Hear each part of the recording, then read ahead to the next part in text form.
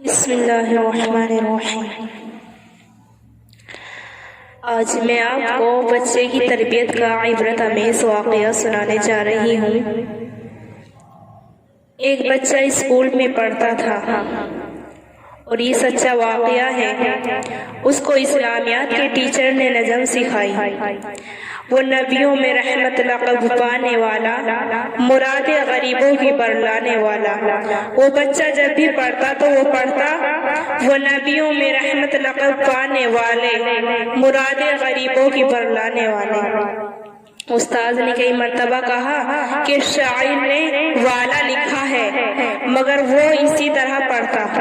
استاذ نے کہا اچھا، اب وہ اس غلطی کو ٹھیک کر لے گا۔ لیکن بچے نے جب اینول فنکشن کے اوپر وہ نعت سنائی تو بچے نے والے پڑھا۔ ڈپٹی کمشنر آئے ہوا تھا۔ اس نے اپنے صدارتی خطبے میں کہا کہ آج کل استاذ بچوں کا خیال نہیں کرتے۔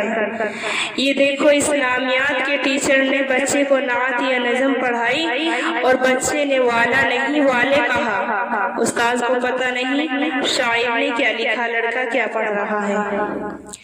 چنانچہ استاذ کی بے عزتی ہوئی، پورے مجمع کے اندر انسلٹی ہوئی، حالانکہ اس نے تو نشاندہی کر دی تھی۔ اس نے کہا اس بچے نے میری بات نہیں مانی اور مجھے سب کے سامنے رسوا کر دیا۔ چنانچہ سال مکمل ہوا۔ اگلے سال کی کلاسوں میں بچے چلے گئے۔ عجیب اللہ کی شان دیکھیے، اس بچے کی کلاس کا ابتدائی دن تھا۔ ان کا ایک دن میتھمیٹک کا ٹیچر نہیں آیا تھا۔ ایک پیریڈ ریسس سے پہلے تھا، ہاف ٹائم سے پہلے تھا، ایک پیریڈ ہاف ٹائم کے بعد۔ چنانچہ ہیڈ ماسٹر نے دیکھا اسٹاف روم میں اسلامک اسٹیج کے ٹیچر فارغ ہیں، ان کا پیریڈ خالی تھا۔ انہوں نے اس کو کہا آپ فلاں کلاس میں چلے جائیں، آج ان کے ٹیچر نہیں آئے۔ آج تو ابھی ایڈمیشن کا پہلا دن ہے، ان کے پاس کتابیں بھی نہیں ہیں، آپ ان سے پیار و محبت کی باتیں کرتے رہیں، بچوں کا وقت گزر جائے گا، یہ شور نہیں کریں گے۔ چنانچہ اسلامیات کے ٹیچر آ گئے۔ وہ کہنے لگے کہ بھائی میں کچھ باتیں آپ کو سناؤں گا، پھر آپ سے چھوٹے چھوٹے کوسچن پوچھوں گا، آپ جواب دے دینا، ہمارا وقت اچھا گزر جائے گا۔ لڑکے آمادہ ہو گئے۔ پہلے استاذ نے کافی باتیں سنائی، جب تھک گئے تو انہوں نے چھوٹے چھوٹے سوالات شروع کر دیے، کسی سے کچھ پوچھا، کسی سے کچھ پوچھا۔ جب اس لڑکے کی باری آئی تو استاذ نے پوچھا یہ بتاؤ ہمارے پیغمبر صلی اللہ علیہ وسلم کا نام کیا ہے؟ یہ لڑکا اٹھ کر کھڑا ہو گیا، اس کا نام محمد تھا۔ اس نے کوئی جواب نہ دیا۔ استاد نے پوچھا کہ بتاؤ نام کیا ہے پیغمبر صلی اللہ علیہ وسلم کا، یہ پھر چپ رہا۔ استاد نے دل میں سوچا اس نے پہلی بھی میری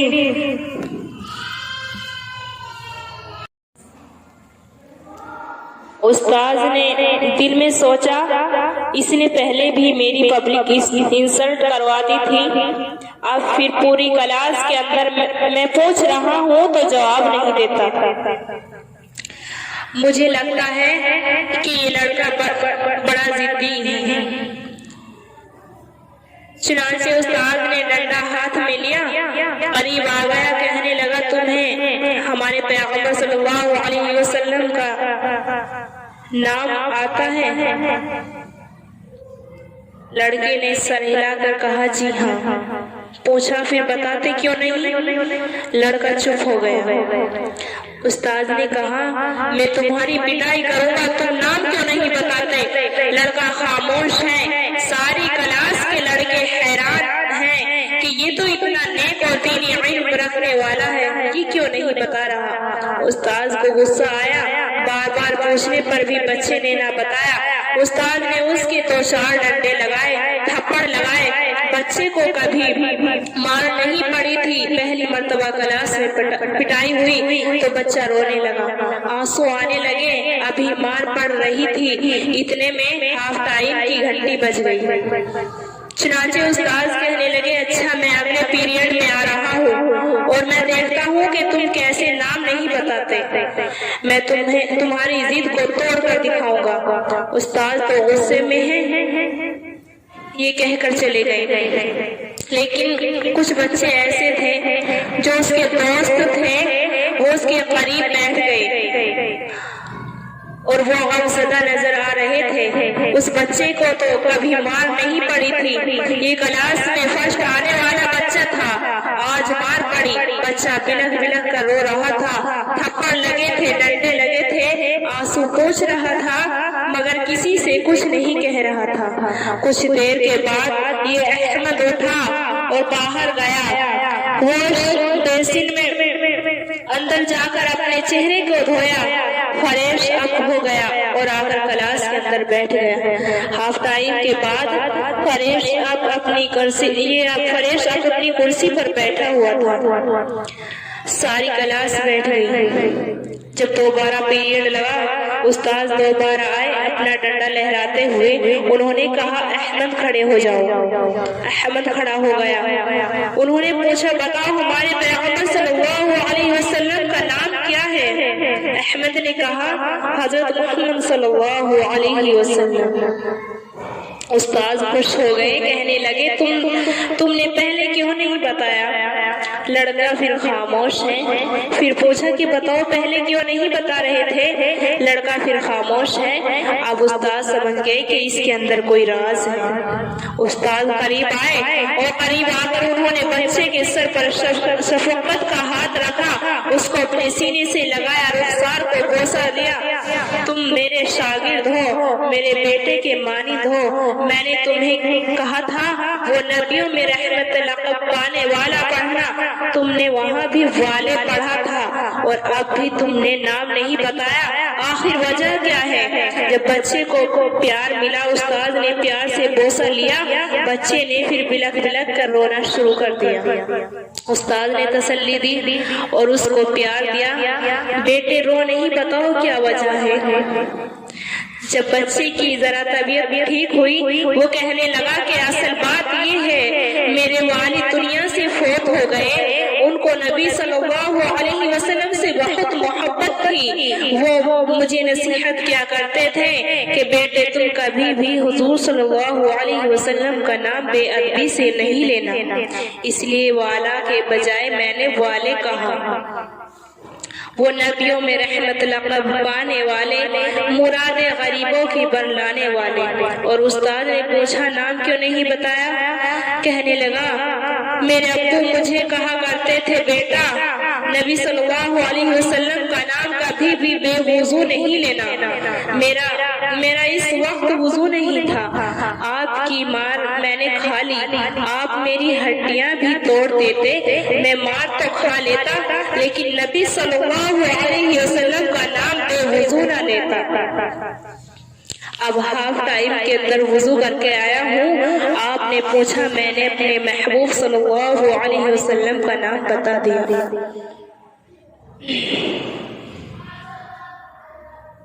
ہمارے ایک دوست صاحب کتاب لکھتے ہیں کہ ہمارے ایک دوست کسی عالم کے گھر گئے، انہوں نے اپنے ایک بیٹے کو جن کی عمر 8 یا 9 سال تھی ان کی خدمت میں لگا دیا، وہی ان کا بڑا بیٹا تھا۔ وہ بچہ اتنا سلیقہ مند تھا کہ جب اس مہمان کے سامنے دسترخوان لگاتا برتنوں کے کھٹکنے کی آواز نہیں آتی، اتنے پیار سے وہ برتن رکھتا اور اٹھاتا، اتنے سلیقے سے کام کرتا کہ ہمارے وہ دوست اتنے متاثر ہوئے، جب وہ نہانے کے لیے جاتے باہر نکلتے تو ان کے جوتے پالش ہیں، ان کے کپڑے استری ہیں، ہر چیز ان کی موقع بموقع تیار ہوتی۔ وہ حیران ہوتے کہ چھوٹے سے بچے کو خدمت کا ایسا ڈھنگ کس نے سکھایا، چنانچہ ان کا جی چاہا کہ میں بچے سے بات کروں، لیکن بچہ ان کے پاس آتا اور جو ضرورت کی چیز ہوتی وہ رکھتا اور فوراً واپس واپس چلا جاتا، فالتو کچھ دیر بھی ان کے پاس نہیں بیٹھتا تھا۔ انہوں نے سوچا کہ اب اگر آیا تو میں اس سے پوچھوں گا کہ ماں باپ نے اس کی تربیت کیسے کی۔ وہ فرماتے ہیں کہ جب بچہ اگلی مرتبہ میرے پاس آیا اور اپنا کام کر کے جانے لگا تو میں نے اسے روکتے ہوئے کہا کہ بچے تم سب سے بڑے ہو۔ مقصد میرا پوچھنے کا یہ تھا کہ اولاد میں یہی پہلا بیٹا تھا، تو میں نے ان سے پوچھا کہ بچے تم سب سے بڑے ہو، تو جیسے میں نے پوچھا وہ بچہ اتنا پیارا تھا، اتنا مؤدب تھا کہ وہ میری بات سن کر تھوڑا سا شرما گیا، پیچھے ہٹا اور کہنے لگا انکل سچی بات تو یہ ہے کہ اللہ سب سے بڑے ہیں۔ ہاں بہن بھائیوں میں میری عمر زیادہ ہے۔ وہ کہنے لگی مجھے شرم کی وجہ سے رونا آ گیا کہ عمر میں اتنا بڑا ہوں اور میں اس نقطے تک نہ پہنچ سکا، اور اس بچے کی سوچ کتنی اچھی ہے۔ تو اس نے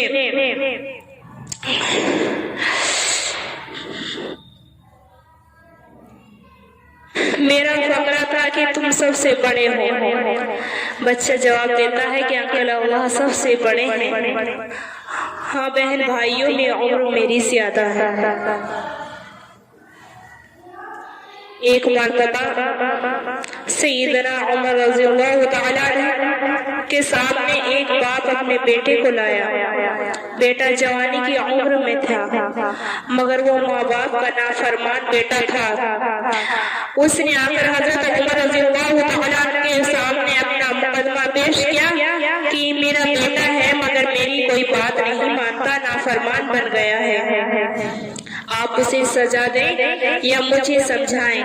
حضرت عمر رضی اللہ تعالی عنہ جب باپ کی بات سنی تو بیٹے کو بلا کر پوچھا کہ بیٹا بتاؤ کہ تم اپنے باپ کی نافرمانی کیوں کرتے ہو؟ تو اس کے بیٹے نے آگے سے پوچھا کہ امیر المؤمنین کیا والدین کے ہی اولاد پر حق ہوتے ہیں یا کوئی اولاد کا بھی ماں باپ پر حق ہوتا ہے؟ اولاد کے حق بھی ماں باپ پر ہوتے ہیں۔ اس نے کہا کہ میرے باپ نے میرا کوئی حق ادا نہیں کیا۔ سب سے پہلے اس نے جو ماں چنی وہ ایک بادی تھی جس کے پاس کوئی علم نہیں تھا، نہ اس کے اخلاق ایسے نہ علم ایسا، اس نے اس کو اپنایا اور اس کے ذریعے سے میری ولادت ہو گئی، تو میرے باپ نے میرا نام جعل رکھا۔ جعل کا لفظی مطلب گندگی کا کیڑا ہوتا ہے، یہ بھی کوئی رکھنے والا نام تھا جو میرے ماں باپ نے رکھا۔ پھر ماں کے پاس چونکہ دین کا علم نہیں تھا، اس نے مجھ کو کوئی دین کی بات نہیں سکھائی اور میں بڑا ہو کر جوان ہو گیا۔ اب میں نافرمانی کروں گا تو کیا نہیں کروں گا تو اور کیا کروں گا؟ حضرت عمر رضی اللہ تعالی عنہ نے جب یہ بات سنی تو فرمایا کہ بیٹے سے زیادہ تو ماں باپ نے اس کے حقوق کو پامال کیا، اس لیے ابھی بیٹے سے کوئی مطالبہ نہیں کر سکتے، آپ نے مقدمے کو خارج کر دیا۔ ایک آدمی کے یہاں اولاد نہیں تھی، وہ مکہ مکرمہ میں رہتا تھا، بڑی دعائیں مانگتا تھا۔ کسی نے اسے کہا کہ مقام ابراہیم پر جا کر دعائیں مانگو، اللہ تعالیٰ تمہیں اولاد عطا فرما دیں گے، لیکن اس بیچارے کو یہ سمجھ نہیں تھی کہ میں نے نیک اولاد مانگنی ہے۔ چنانچہ وہ مقام ابراہیم پر گیا اور وہاں جا کر اس نے 2 رکعت نفل پڑھ کر کھڑے ہو کر دعا مانگی، اے اللہ مجھے بیٹا دے دے۔ اب چونکہ بیٹے کی دعا مانگی اللہ نے اپنی دعا کو قبول کر لی، لیکن بیٹا نافرمان نکلا۔ جیسے ہی اس نے جوانی میں قدم رکھا، اس نے عیاشی والے کام کرنے شروع کر دیے، لوگوں کی عزتیں خراب کرنے لگا، ماحول کے اندر معاشرے کے اندر اس کی وجہ سے بہت پریشانی آ گئی، لوگ اس کو برا سمجھتے اور اس کی وجہ سے ماں باپ کو بھی برا بھلا کہتے، حتیٰ کہ اس نوجوان نے ایسی بدمعاشی کے کام کیے کہ ماں باپ کانوں کو ہاتھ لگاتے۔ باپ بڑا پریشان ہوا، بچے کو سمجھاتا، اس کے کان پر چوں نہ رینگتی۔ اس کو تو جوانی کا نشہ چڑھا ہوا تھا، وہ بات کو ایک کان سے سنتا اور دوسرے کان سے نکال دیتا۔